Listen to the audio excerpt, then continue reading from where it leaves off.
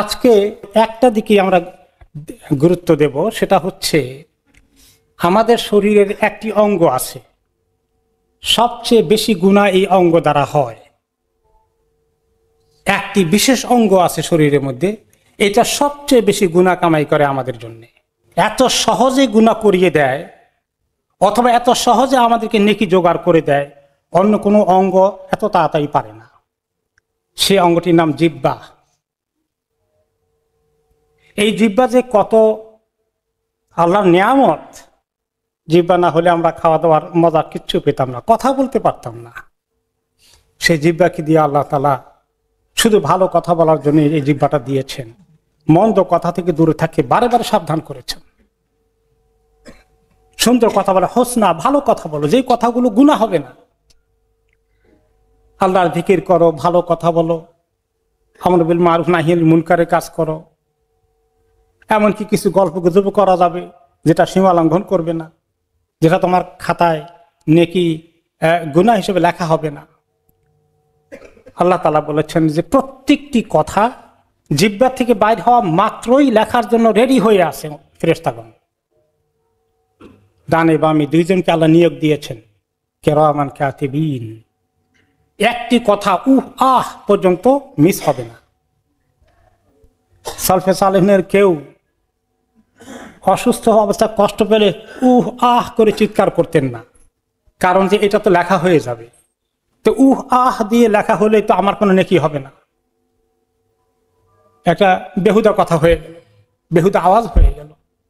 কি জানি এতে আহ কষ্ট প্রকাশ করে আল্লাহ তাআলার যে আমার একটু পরীক্ষা করছেন রোগ অসুখ দিয়ে, এটা আমি মনে হয় যেন বিরক্ত হয়ে গেছি, এটা প্রকাশ পায় কিনা এই ভয়ে আহ করতেন না। কারণ তারা জানেন যে যে কোনো কথা বললেই লেখার জন্য ফেরেশতারা রেডি হয়ে আছেন, এবং সেই লেখাটাকে আমাদের কাছে কিয়ামতের দিন এই সমস্ত আমল আমার মধ্যে এগুলো থাকবে, দেওয়া হবে আমাদেরকে, পড়ার জন্য দেওয়া হবে। বলতে হবে তুমি পড়ে দেখো তুমি কি কি কাজ করেছো, কি কি কথা বলেছো, সব দিক ঠিক বলেছো, নাকি তুমি কিছু অন্যায় কথা বলেছো যা আমি নিষেধ করেছি সেই জাতীয় কথা বলেছো। এই জন্য রাসূলুল্লাহ সাল্লাল্লাহু আলাইহি ওয়াসাল্লাম আমাদেরকে খুব শক্ত করে নসিহা করেছেন, ওসিয়া করেছেন যে তোমরা কেউ কথা বলতে হলে ভালো কথা বলবা, ভালো কথা না থাকলে মুখ খুলবা না, ভালো কথা না থাকলে চুপ করে থাকো, তোমার জন্য অনেক সেফ, অনেক নিরাপদ। কারণ কথা বললে তোমার জন্য বিপদ হয়ে যেতে পারে, এই কথা তোমার বিরুদ্ধে দাঁড়িয়ে যাবে কিয়ামতের দিন। আমরা তাই বলে কি কথা বলবো না? একদম হ্যাঁ কথা বলবো। আল্লাহ তাআলা কোরআনে পাকে বলেছেন যে তাদের অনেক কথাবার্তার মধ্যেই অনেক নিজেদের মধ্যে কানাঘুষা, পারস্পরিক কথাবার্তা, এগুলো অনেকগুলোর মধ্যেই খায়ের নাই। আল্লাহ নিজে বলছেন কোরআন শরীফে যে আমাদের কথাবার্তা বেশি অংশে এর মধ্যে খায়ের নাই।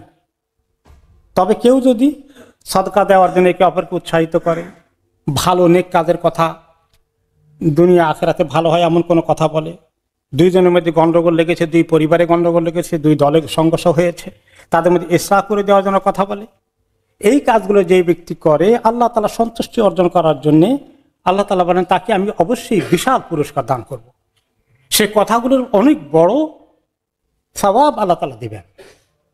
এছাড়া আমরা যত গল্প গুজব আড্ডার আসরে বসি, এরপরে আমরা কারো প্রসঙ্গ আসলে যে সমস্ত কথাবার্তা বলি, গীবত করি, চগলখড়ি করি, অন্যের বদনাম রটিয়ে দেই, মানুষের ব্যাপারে বেশি কথা বলি, নিজের ব্যাপারে কমই বলি, এগুলো সব আমাদের এগেইনস্টে চলে যাবে।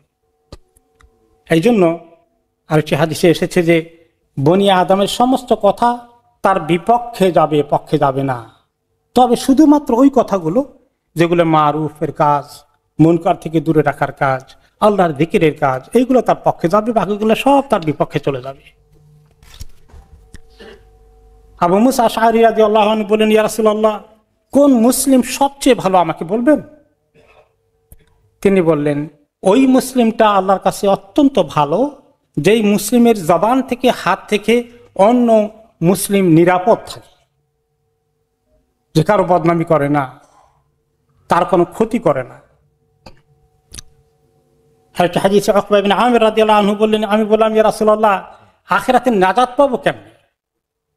তিনি বললেন আখিরাতে নাজাত পেতে চাও, তাহলে সর্বপ্রথম তোমার জবানটাকে একদম আটকিয়ে ফেলো, ধরে রাখো, এটাকে ছেড়ে দিও না। আর প্রয়োজন না থাকলে ঘরেই থাকো, বাইরে বাজারে হাটে রাস্তাঘাটে ঘোরাঘুরি করে লাভ নেই। আর সুযোগ পেলে, সময় পেলে তোমার গুনার কথা মনে করে আল্লাহর কাছে একটু কাঁদো। এই 3টি গুণ থাকলে তুমি অনেক উত্তম মুসলিম হয়ে যাবে। আর হাদিসে রাসূলুল্লাহ সাল্লাল্লাহু আলাইহি ওয়াসাল্লাম বলেন, প্রতিদিন সকালে ঘুম থেকে উঠি যখন আমরা, তখন আমাদের জিহ্বা আমাদের শরীরের প্রত্যেকটি অঙ্গ প্রত্যঙ্গকে লক্ষ্য করে বলে যে দেখো, তোমার দ্বারা আমরা চলি, তোমার মাধ্যমে আমাদের ভালো মন্দ ঘটবে। তুমি যদি ঠিক থাকো, আমরা সবাই ঠিক থাকবো। আর তোমার মধ্যে বক্রতা সৃষ্টি হয়ে গেলে, তোমার দ্বারা উল্টাপাল্টা কথাবার্তা শুরু হয়ে গেলে, আমরা কেউ সেফ না, আমরাও বক্র হয়ে যাব। নবী করিম সাল্লাল্লাহু আলাইহি সাল্লাম সাহাবী মুআয রাদিয়াল্লাহু আনহুকে নসিহত করলেন, কাছ থেকে ডেকে খুব সুন্দর সুন্দর নসিহত করে শেষে দিয়ে বললেন, সবচেয়ে দামি কথা কি বলবো মুআয, তোমাকে শুনছ? সেটা হচ্ছে তোমার এই জবানটাকে আটকে রাখো, ধরে রাখো, কন্ট্রোল করে রাখো, তোমার মুখকে বন্ধ করে রাখো যতদূর পারো। তো মুআয রাদিয়াল্লাহু আনহু বলেন, ইয়া রাসূলুল্লাহ, কত কথাই না বলি, আড্ডার আসরে বসে এখানে সেখানে বন্ধু বান্ধবের সাথে কত কথা সারাদিন বলি, সবগুলো কি আমাদেরকে আল্লাহর কাছে জবাব দেওয়া লাগবে? তিনি বললেন, তুমি কি বলো মুআয? সবচেয়ে বেশি মানুষ জাহান্নামে নিক্ষিপ্ত হবে কোন অঙ্গের কারণে জানো? জিহ্বার কারণে। অনেক মানুষ চুরি করে যাবে, কেউ মদ খেয়ে যাবে, কেউ জেনা করে যাবে, কেউ আরো গুনাহ করে যাবে, কিন্তু বিশাল সংখ্যক সবচেয়ে বেশি মানুষ যারা চুরি করে না, মদ খায় না, নামাজ পড়ে, নেককার, এই সমস্ত লোকগুলার বিরাট অংশ জাহান্নামে যাবে, আল্লাহ মাফ করুন, শুধু জিহ্বার কারণে। এই জন্য সাহাবায়ে কেরাম এই হাদিসগুলো এবং কোরআনের আয়াতগুলো শুনে এত সতর্ক হয়েছেন।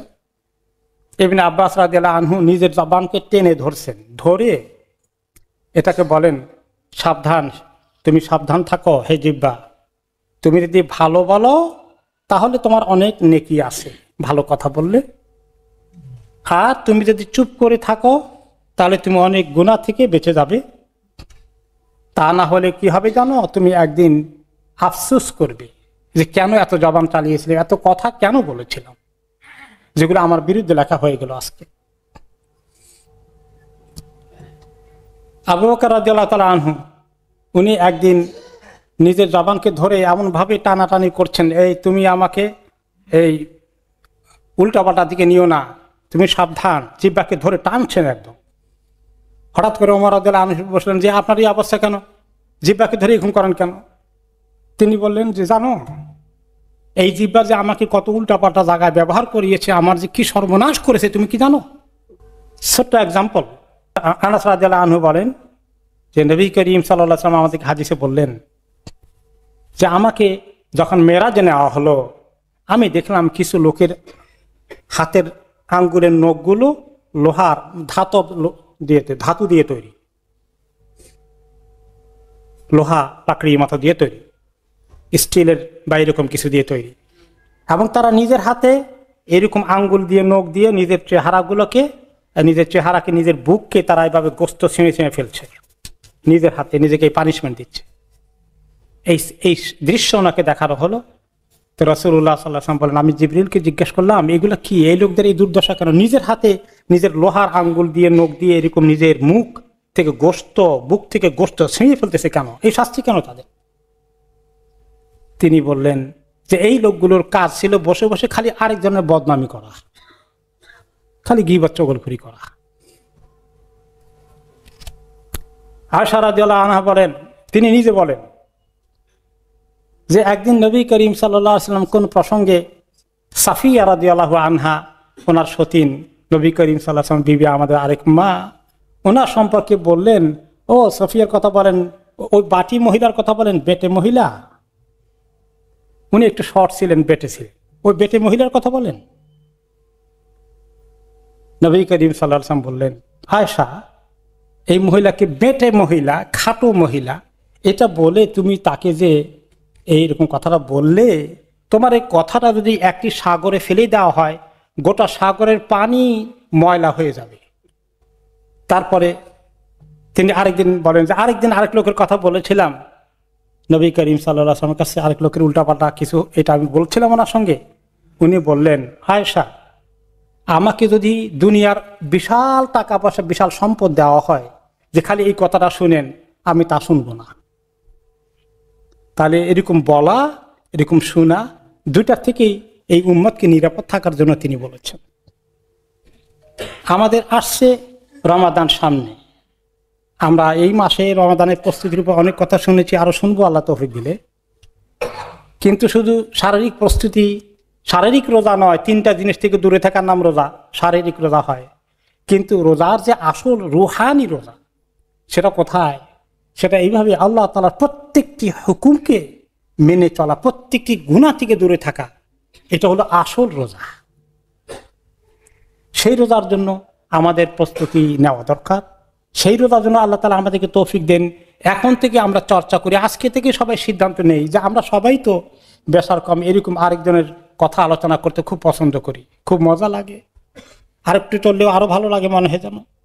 এরকম বিপদ থেকে আল্লাহ তাআলা যেন আমাদেরকে উদ্ধার করেন, আমাদের রোজাগুলোকে আল্লাহ তাআলা কবুল করেন এবং এইরকম রোজার তৌফিক দান করেন যে রোজা, কথা হাদিসে এসেছে যে যে ব্যক্তি শুধু খাওয়া পান এই তিনটা কাজ থেকে দূরে থাকলো কিন্তু বাকি অন্য গুনাহ থেকে দূরে থাকলো না, তাহলে আল্লাহ তাআলার কোনো দরকার নাই তার এই রোজার। পরিষ্কার হাদিস। আমাদের এই রোজার কোনো দরকার নাই, আল্লাহ তাআলা শুধু উপবাস থাকার রোজার আল্লাহর কোনো দরকার নাই। রোজা মানি হচ্ছে যে গুনাহ থেকে দূরে থাকা। তো সবচেয়ে সহজ যে জবানে আমাদের এতগুলো গুনাহ করিয়ে দেয় সেই অঙ্গটাকে নিয়ে আমরা চিন্তায় থাকতে হবে, এই যে কিভাবে এই অঙ্গটাকে আমরা বন্দী করে রাখতে পারি। সালফে সালেহিন কেউ কেউ বলছেন শরীরের কোনো অঙ্গ এত বেশি জেলখানা রাখার দরকার হয় না যত বেশি দরকার হয় জিহ্বাকে জেলখানায় বন্দী করে রাখার মতো। তাহলে আমাদের আজকে থেকে এখন থেকেই প্র্যাকটিস করি যে কিভাবে আরেকজনের কথা, অন্যের কথা আলোচনা করার থেকে আমরা নিজেদেরকে হেফাজত করব।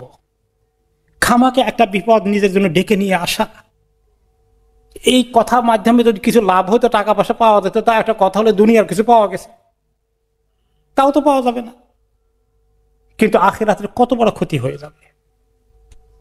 আর এই সহজ এই কথা তো এত সহজ, এর জন্য কোনো গুনতেও হয় না, কোনো বিলও দেওয়া লাগে না, ট্যাক্সও পে করা লাগে না, শুধু ফরফর করে আসতেই থাকে, আমরা বলেই যাচ্ছি। তো এই যে কথা, এই কথার বিপদ থেকে যেন আল্লাহ তাআলা আমাদেরকে হেফাজত করেন। রোজার আগেই আমরা এখন থেকে প্রস্তুতি নেই যে আমরা ঠিক একদম রোজাটাকে পারফেক্ট করার জন্য, আর সেই উসিলায় আমাদের জীবন থেকে এই জিহ্বার গুনাহ দূর করার জন্য আল্লাহর কাছে তৌফিক চাইবো এবং প্রচেষ্টা চালাবো। আল্লাহ তাআলা যেন আমাদেরকে সুযোগ দান করেন, তৌফিক দান করেন।